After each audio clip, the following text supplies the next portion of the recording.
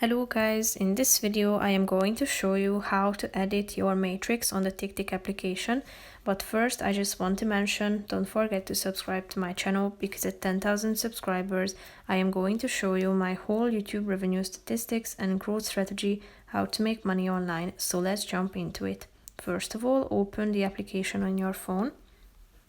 Tap on the third icon, but first you need to log in by using your Touch ID or password.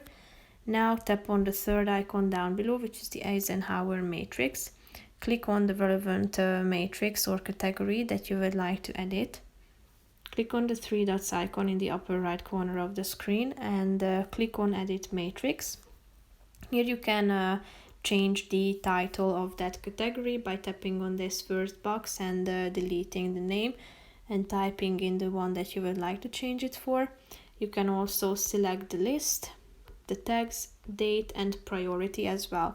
However, it's important to know that you need to be a premium user of the application in order to be able to edit your matrix. After these options are selected, click on the Done button in the upper right corner of the screen and your matrix has been updated. So that's pretty much it for this video, guys. I hope you found it helpful.